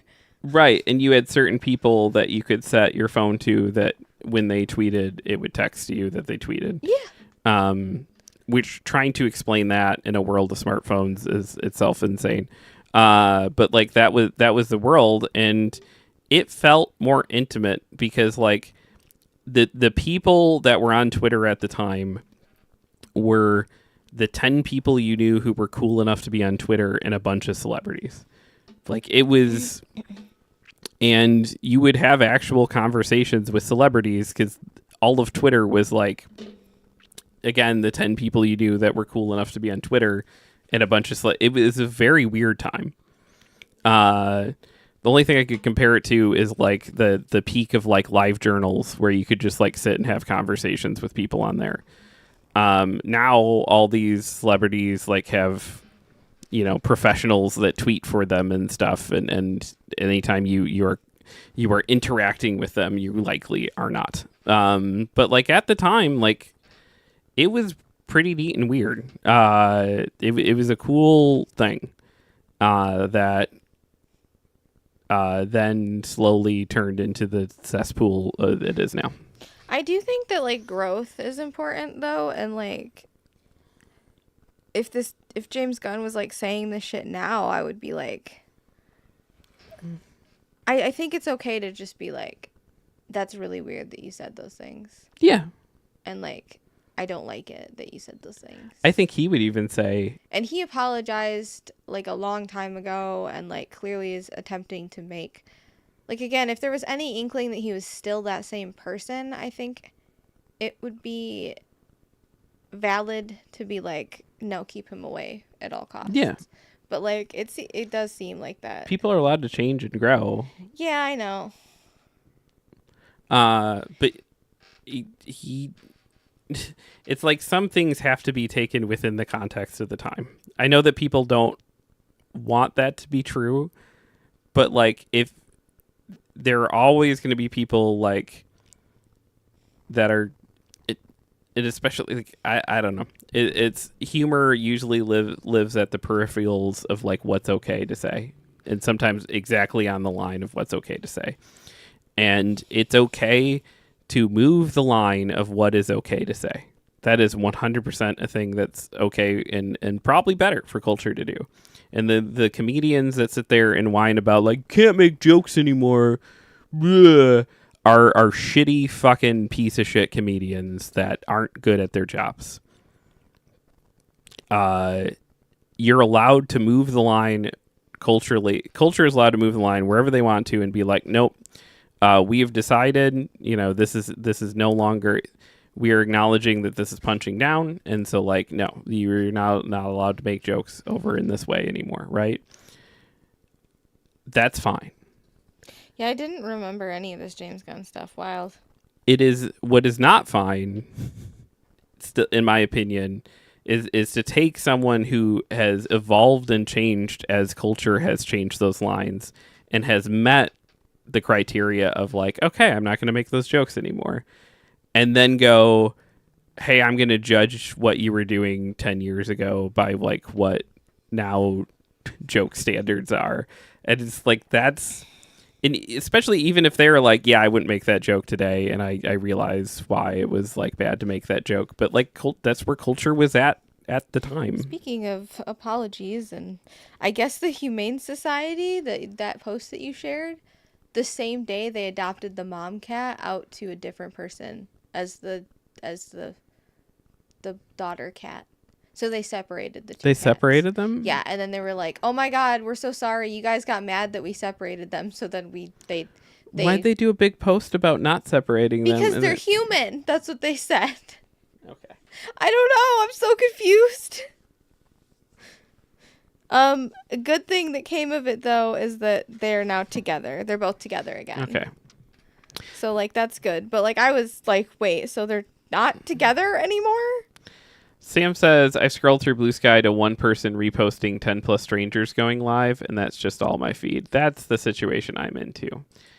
I didn't realize I could mute them without unfollowing them, and I didn't want to do the social thing of unfollowing them, so I might do a little muty mute.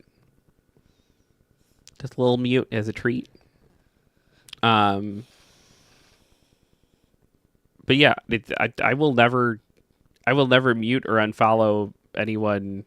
Since this is where Jeff mutes me. No, if people are like posting content, I don't even have to like agree. I just want to know what's going on with your life, or what's going on in your head, or what you find important, that kind of stuff. If it is nothing but like promotion, that's where I like. And it doesn't mean that you have to have zero promotion. Like we're all hustling. Like. I want my feed to be more than that. I want to have like some people talking. Oh my gosh, people are just like tearing the Humane Society apart. They're like, why'd you make this big post about how inseparable they are and then give them to two separate people?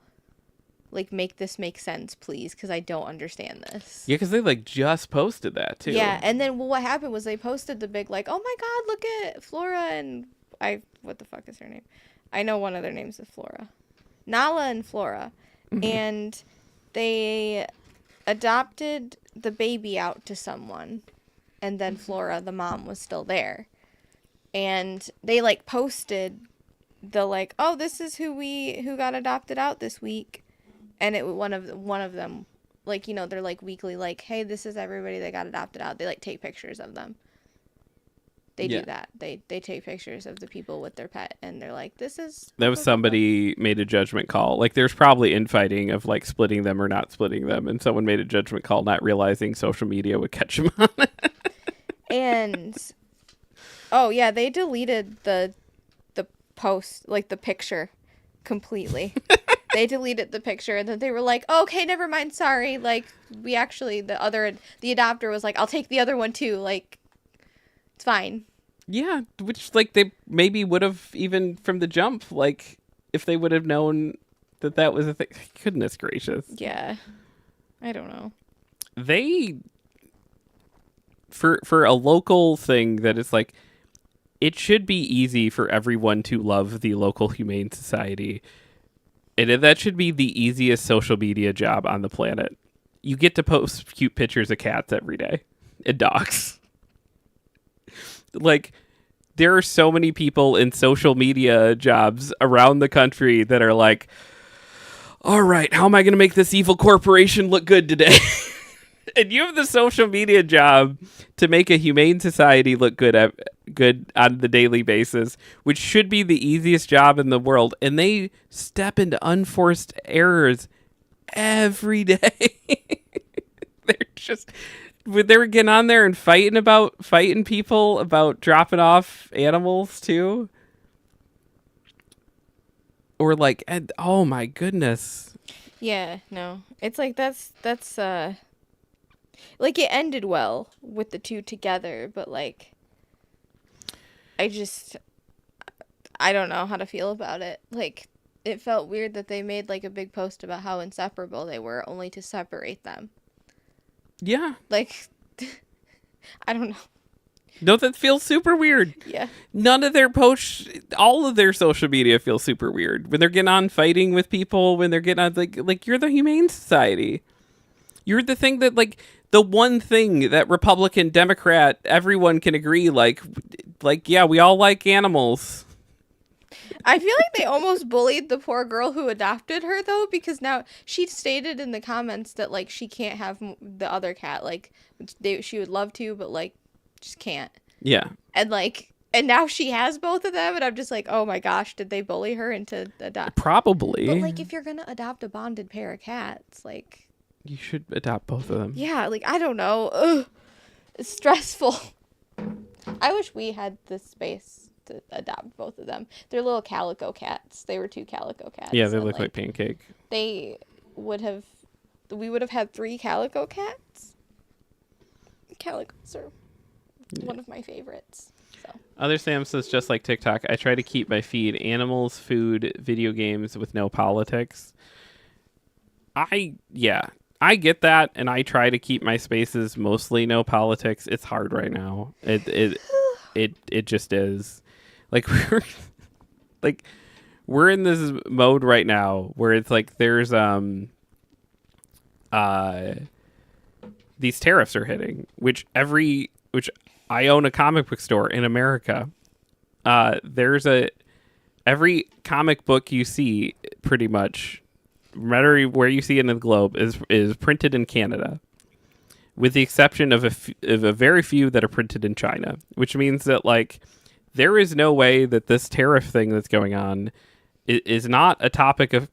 It's a very natural, organic topic of conversation to happen in any comic book circle, because it's like, oh my God, what's going to happen? Are the price of comics going to go up? In the short term, I can say, in the short term, no, and we don't know.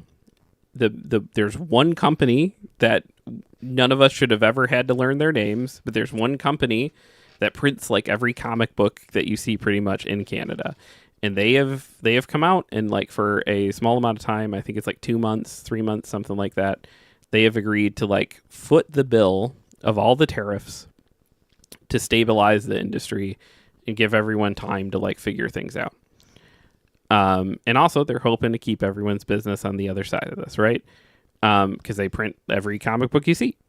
Now, in the time that it takes between now and that moratorium to be up, where they're paying the difference, this trade war could be over, in which case maybe nothing happens, or this trade war could be continuing, in which all number of possibilities. Comic books could go up. Marvel and DC, could do what Disney did with video games and shut down all their internal video game divisions and just license them out, because then they get rid of all the risk, and there's so many possibilities of what could happen, all of which are a big, wide change to comic books. And it's like people naturally are like, what's going to happen to my comic books? And some of the comic book groups I'm in are like, no politics. Hey, cut that politics stuff out. It's like, what do you want to do? Like, it's not even taking a political statement on like whether the tariffs are good or bad. It's like we should be able to have conversations about like what does this mean for comic books? Like, things are gonna change. That is unavoidable. And like, I get it. I don't want to have to engage with politics as much as I'm having to right now. It's tiring and frustrating, and I just want to like, live my life and hang out with my cats and play video games. And it's like, but this stuff like matters. Sam said, no politics. I just said X-Men was cool. That's my other thing that drives me insane, is when people come in complaining about how political their X-Men comic suddenly is. And I'm just like, did you miss the mess? Did Did that go right over your head? Did you miss? X-Men has pretty much always been a political comic book from the get-go. Sometimes its politics are bad. I mean, at the start of the X-Men, everyone wants to fuck Jean Grey, including Professor Xavier, and it all feels weird. And at like issue 2, I think she like trips over a stick. Like sometimes the politics in X-Men aren't good. It's always been political. Kitty Pryde drops the N-word. Like it's so weird. It's What? that does happen in a Are you serious? That's wild. I did not know that. Yeah, there's an issue of X-Men that is well intended but has not aged particularly well, in which I didn't know that. someone There's too called many things happening at me right now of information that I wasn't aware of that I'm now just like what is going on? someone says mutie, and Kitty Pryde responds with, "How would you feel if I said?" Oh my god. That's not great. I'm still in this cat drama, so like I just Bill says, "What do you mean? They were created to be a persecuted group in the 1960s. I thought mutants were the only persecuted group of people in the 1960s."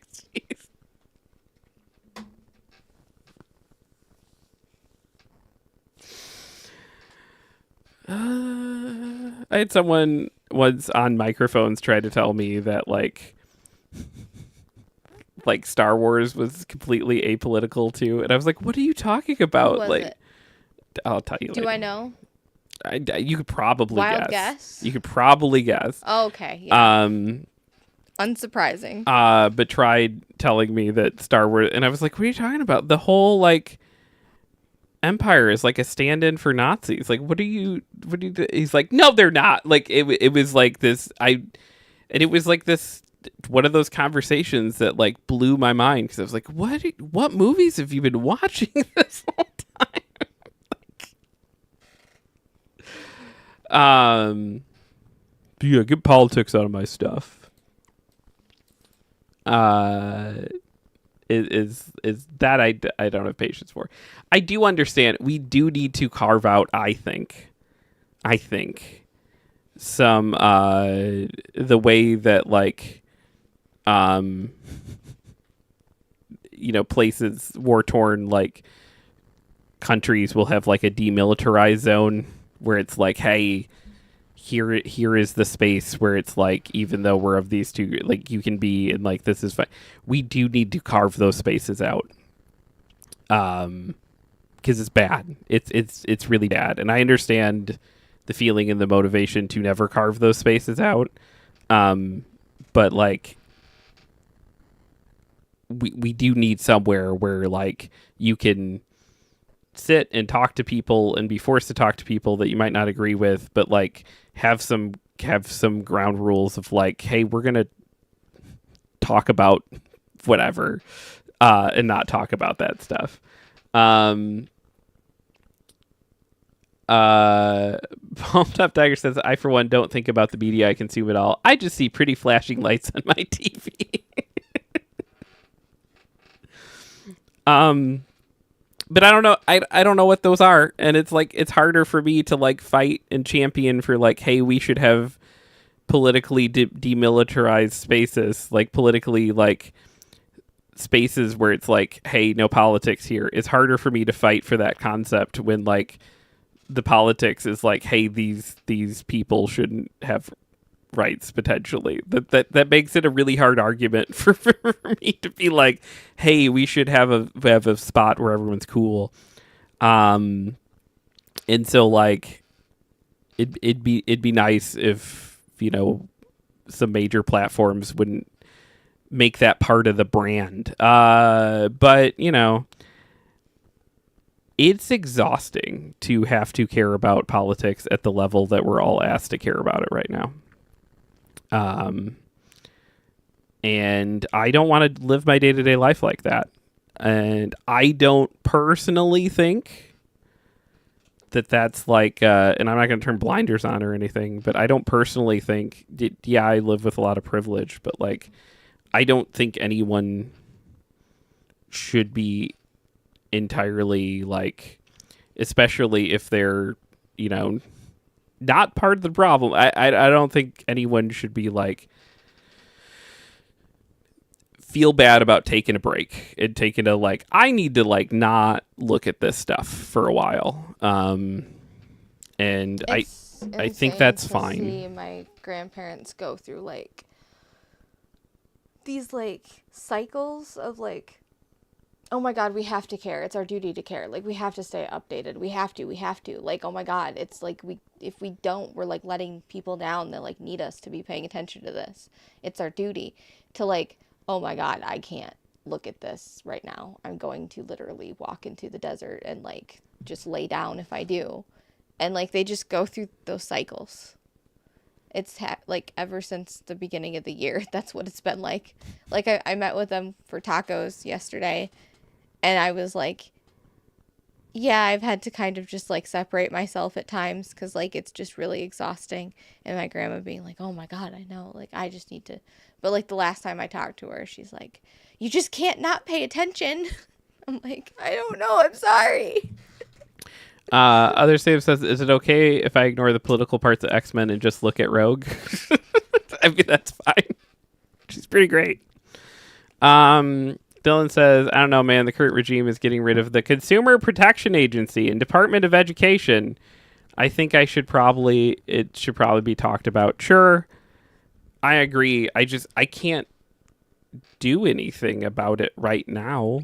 And I will continue to talk about it and pay attention to it as much as my mental health like, can allow. About it, so people who can do stuff about it will do stuff about it. That's fair. Like bringing attention to it, kind of thing. But like the major problem is everybody wants this stuff to change. No one really wants to be uncomfortable, myself included. Like we don't like we can only bring about change as much as we are all willing collectively to feel discomfort. And I think the ability to feel discomfort is in a lot of ways at an all-time low right now. And you know, the some of the big ideas that have floated of like, hey, what if February 28th, we all don't spend money at corporations, which is effectively meaningless if you spent money at corporations February 27th and March 1st. On February 20th. Right, because I thought it was silly, but I also didn't want to like not do the thing that was being asked of me. But that's so far what's been being asked of me. Is, hey, don't spend money on February 27th, 28th. I think there's more being asked of you. You just have to listen. Okay. Like, you're saying that, like, okay, well, it's meaningless if you don't spend money February 28th if you've spent money, like, every single day leading up to that. Which, there is some, I'm sure, like, truth to that. But that doesn't mean that you don't do that because it's like, right, which is why I participated. But also, like, in reality, if you want to take money away from these corporations, you have to all collectively stop spending money at these corporations. It means you don't get fast food. Hold on, I think one of our cats is stuck in a room. And you go and you spend cash at the local family-owned business instead. It means you don't go to Walmart and you go to the local supermarket that costs you more money. And that's uncomfortable. And you might not be able to get everything that you want whenever you want it. And what all these corporations are counting on is like people wanting to feel comfort more than they want change. And when everyone was comparing that February 28th thing to the bus protest in Alabama, that lasted months. That was months and months and months and months of people making themselves wildly uncomfortable to force a change. So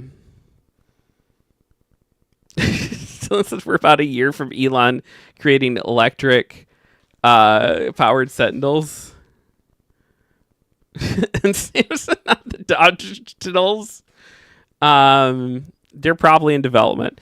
And then what you're about to see, and I do think 100% is going to happen, is everyone's going to get a check for like $5,000 or whatever they're talking about. And then everyone's going to like have a bunch of words and like say a bunch of things before it shows up and say a bunch of things of like how they're going to spend it. And a couple people are going to like be proactive in where that money goes, right? Or like I refuse it, or I wrote it right over to this charity or whatever. But in the most part, a lot of us are hurt and we're struggling, and we're going to turn around and do exactly what they expect us to do with that money. We're going to turn around and we're going to funnel it right back into corporations, and it's going to be a net gain for them because it's going to take a bunch of tax wealth and it's going to put it out into the population, and it's going to immediately be sucked back up by all these corporations, which is what they want. And it's going to keep everybody happy and pacified because they're like, oh, well, you know, is this administration really that bad? We got a check for $5,000. Change comes from discomfort. If we're not uncomfortable, there's no change that's going to happen. But I am not the man to lead any revolution. You tell me where to show up, I'll be there. But like I'm not someone who is ready and able to lead these things. And I also have children whom, you know, I have to make sure I'm around for. But also I have children whose rights are important to me. So like I will weigh those things. But my discomfort is not my own. It is also, I have to weigh those risks. I have a lot of people I got to take care of. But I love you guys, and I will do whatever I can and to fight for all these things. But everyone has a limit mental health wise, what they can take in. And if there is any kind of thing that's going to bring about any kind of meaningful change, it is going to be something that feels wildly uncomfortable for the majority of participants. And I don't see that currently. And the biggest thing is we got to fucking vote.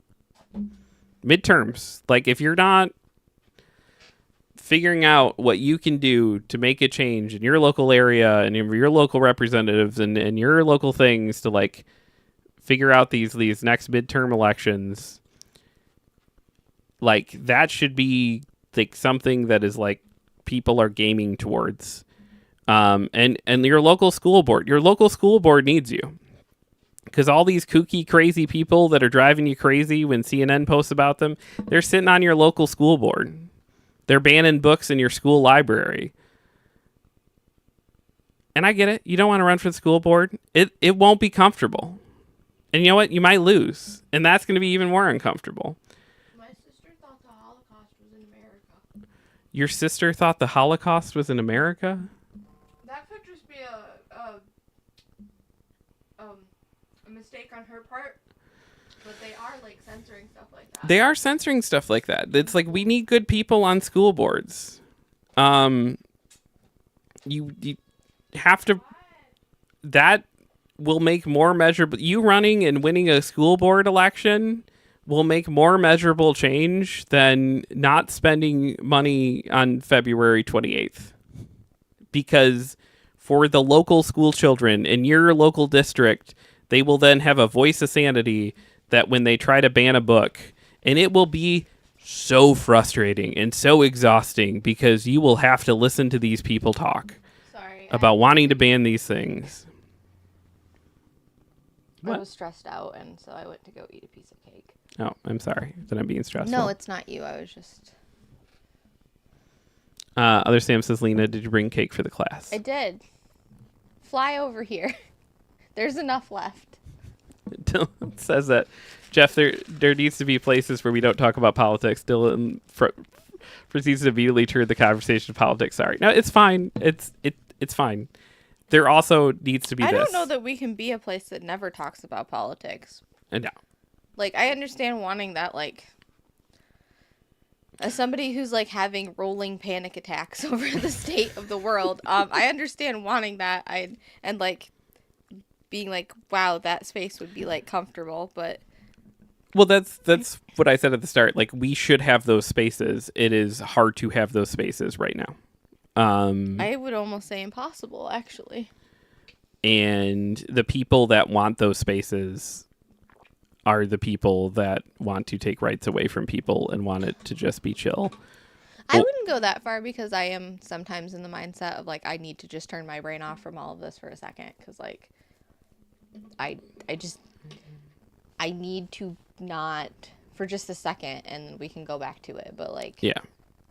Well, and there's also, I mean, we were talking about it this morning. I think a large swath of what got us here is a whole bunch of people that don't like to be told what to do, that we're told what to do. That were told what to do. They were told what words not to say. They were told, hey, these words are now slurs. Don't say them. Hey, don't watch Harry Potter. Don't read Harry Potter books. And they got.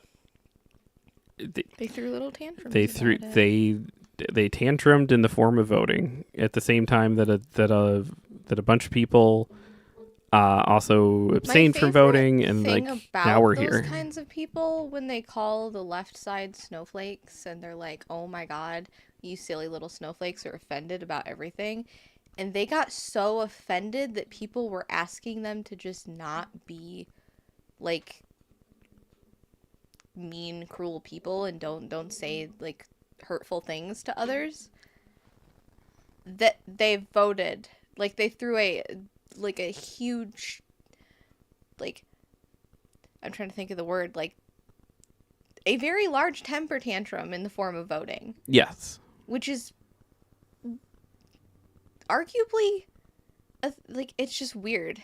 It's like to call someone a snowflake for being offended by that stuff and then in turn get offended that someone is asking you to, it's just strange. But this is not to paint with broad brush. There are people that are actually like full on like, oh my gosh, I worship Trump, or they're very like, I always vote Republican. That's what I'm going to say. I'm talking specifically about there's a group of people who like, and a lot of them are young men who largely would call themselves apolitical, but one side was able to capture their frustration for not being able to use certain words anymore, or watch certain things, or laugh at certain jokes anymore, or be able to openly hate women, or be able to I think it goes a little deeper though, the ideals that like they're being asked to untangle from themselves. They might not even know. And for them it was more about that than it was any kind of thing. And which again is not something that should be like just, I understand that was why you did that. Like that you should be voting for people that will protect like your rights and your wife's rights and your daughter's rights and your sister's rights, like everybody's rights. Like you should be concerned about that over sticking it to somebody because you didn't want to have to listen to people asking you to not be like rude and kind of watch what you say kind of thing. But regardless of what we want the world to look like, the world look like what it does. Like, that's, and I'm never gonna not be loud about that. I think that's silly. Is that you cared more about like the men that voted for our orange overlord. Yeah. That only did it because A, they didn't want a woman in office, or they thought that like the Democrats and the left were telling them what to do, telling them what to be offended over, and they didn't like that. And like I understand the psychology behind it. I'm not saying that you're wrong with the psychology behind it. I'm just saying that like I do think that is inherently wrong. At the end of the day, Not like wrong as in you're wrong, but like oh, morally wrong. 100%. But at the end of the day, one group had messaging for them, which is like, this isn't, you need to show up and do your job and vote this way for all these other people that you need to care about. That was all the messaging that came for them. And then the other group had a messaging that was like, hey, you need to do this for you because this has been taken away from you and this has been taken away from you and we're going to get that back for you. Yeah. And so they were being unempathetic. And they went on to their podcast to do it. They went on to their thing. They found them all where they were. Yes, I know. And then they had a message directed at them. And then they all responded the way they responded. And our team lost. And our team lost largely because would we prefer that young men just vote to protect the rights of people that don't look like them, who aren't like them? Yes. The reality we have to face, start funneling some of them into this, like, we have to have messaging that gets to them, that is about what we can do for them. I hate having to teach grown men empathy. It's really hard. Which world do you want to live in? Do you want to live in the world with our orange overlord and whoever his successors are? I don't want our orange overlord, that's for sure. Or do we want to, like, I would love. I know. It's just hard to, like, see, to feel like you're seeing it so clearly and be like, why is that not? Why don't you get it? Like, that's what's hard for me, is just to, like, I can't, like, compute the, like, I don't know.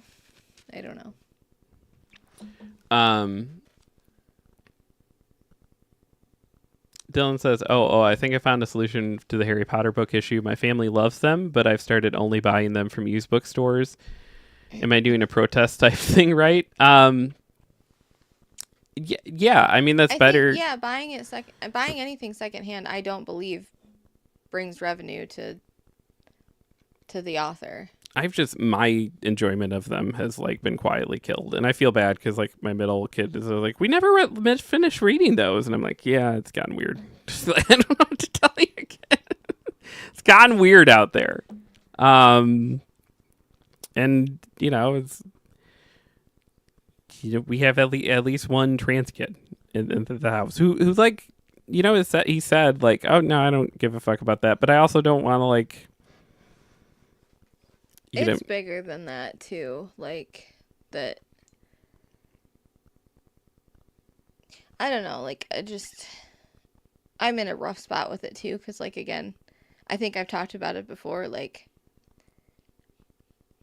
I, like, maladaptive daydreamed, like, the fuck out of that series, and just, like, that was, like, my own little fantasy world that I lived in as a child for a really long time. I would have, like, dreams centered around it. I wrote, like, little stories about the universe. Like, it was probably a problem, honestly, how obsessed I was with it. But, like, so, like, has been weird for me to be like, oh, I want to watch, like, because before everything came out, like, I think not every year, but quite frequently used to just watch through the Harry Potter movies, like, around winter time, because it would remind me of being a kid in the winter time, and, like, there's just that feeling of, like, nostalgia and, like, warm fuzzies, whatever. But, like, I've just had to, like, set that aside, and it's like, I'm willing to do that. Like, I don't know. It's tough. I'm not, and it's like, if I did ever watch the DVDs again, I would probably, like, not even probably, I wouldn't stream them. I wouldn't go buy them. Like, when it's like, I'm not going to fault anybody for however they handle it either. Like, it is a weird fucked thing. And again, we all live in capitalism, and, like, we're all trained to find our safe places in these things that are like here's your safe place. It's a magical universe that is over here, and, like, there's all these claws of capitalism that's like, latch onto this IP, latch onto this IP, latch onto this IP, and like a lot of us did. And then it's been a weirder journey for me because I was a little Baptist preacher's boy who had to hide my Harry Potter books because they were witchcraft and the devil. And now the group that tried to take them away from me then is the group that's like, don't take our Harry Potter books away from us. And That must be a very strange experience. it's so weird. It is so beyond surreal. It's a very odd thing. But what I know is that some proportion of trans individuals are made largely uncomfortable by that IP now. Whether you think they should or not, to openly be like, woo, Harry Potter. Like, I don't think it's worth that to me personally. I can't say on anyone else, but like, oh, it's been like all politics and stuff for the last half hour, Sam. yeah, I'm sorry. yeah. I gotta somehow bring this thing home. We are home. Yeah, Sitting in my bedroom right now. That's true. But we have to bring the stream home so that I can. Sorry, I keep forgetting that this makes sound when I shake it. Mm-hmm. That the microphone. Yeah, I found that, and I very specifically didn't hang it on anything for that reason. Oh, it's been like a cat toy over here. I've been like batting at it. Like I don't even realize I'm doing it until I'm like, wait, that's making a sound, and other people can hear that sound. I should probably stop doing that. And then I don't. Sorry. But yeah, I won't fault anyone for continuing, especially with kids. Like that was a weird thing with me. Like we were like 3 books into like reading the books as a family. Those like big, nice illustrated editions as they were coming out. And I had to make a judgment call, and I chose not to like keep reading as a family as those were coming out. But like I wouldn't fault anyone who went the other direction because that felt wrong and weird too. Because I took something that was like a nice, fun family bonding thing away, and and it's got to deal with that now. It's like we used to occasionally read through Coraline and stuff too, and like I will not let Neil Gaiman being a piece of shit ruin my enjoyment of Coraline the movie because it's largely a completely separate thing. But like, man, is Neil Gaiman a piece of shit? Like, it's just that. Like, but then there's also things like we put a comic book up last night that has his name on it, and I just said ew. I didn't even mean the comic book was ew. I just meant ew, Neil Gaiman, and like. Right, but Jeff was like, he doesn't even have anything to do with it. But that's frustrating too. Is like he's someone whose name was used to sell a lot of things that he had nothing to do with. Yeah, but his name sold comic books, so they put it at the top of things. And when you look at the creative team, he did nothing with that. But they knew if they sold it as Neil Gaiman's blah blah blah, it would sell. And if they just put blah, blah, blah, it wouldn't. And like so many people put work into that thing and creating that art that, it's like, and it's one thing with like, you could say the same thing about Harry Potter movies. A whole lot of people put a whole lot of work into those things that have nothing to do with her and her like wildly wrong take and mountain that the hill she wants to die on for some stupid piece of shit reason. But like the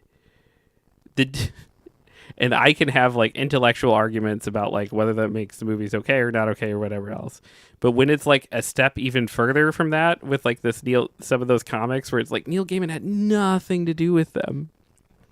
They were just it was opportunistic at the time to put his name at the top. And I not willing to just be like, oh, I guess none of these are going to like, throw all these comics out because it did like those poor. The only way those creators got their stories and publish at all is because his name was at the top at a time that sold. And then this all just fucking sucks.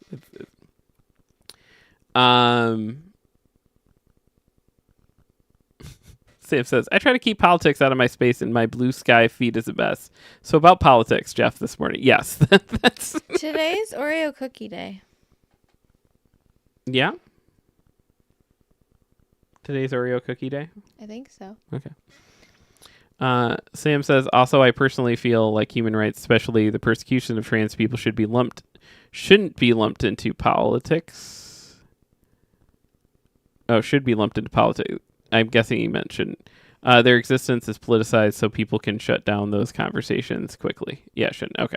Somebody knocking on our door. Not that I know of.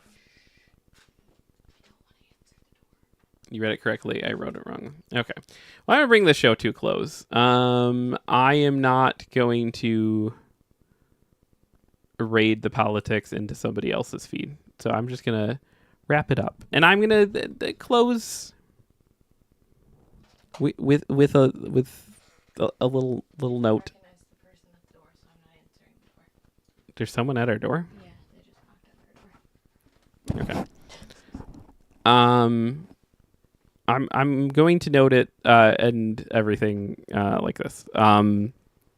Say that like things are scary and hard and sad for a lot of us right now, and it's stressful and it's hard to know like what to do. It's hard to know what not to do. It's hard to know like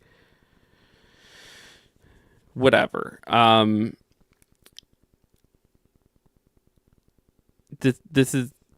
This time of our lives will not be forever, and there will still be joy to be found between now and 4 years from now. And it's, don't let anyone take that from you. Don't miss out on time with your kids who are aging wildly, crazy, rapidly because the world is on fire. Enjoy that time with your kids. Watch a fun movie with your kids. Don't miss time with your partner who you love, who also someday won't be here. Like, because the world's on fire and it feels like you have to pay more attention to it right now. Don't lose time with yourself and the cool art you want to create, because the world is on fire right now. There is still joy and hope and wonder, and we're all fucking stardust that shouldn't exist anyways. Like, it is a miracle that any of us are here. It's a miracle that like we ever got up on land and walked around, and that we get to exist at all.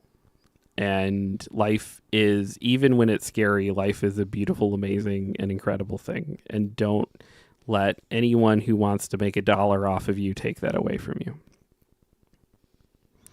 Don't let anyone who wants to take rights away from you or your friends or someone else take that away from you. Because this is the only life any of us get to live. And I'm going to be reborn as a bug. Yeah? Yeah. Like our cat bug, or just a bug? No, a bug. Not our cat bug. Do you have a preference on type of bug?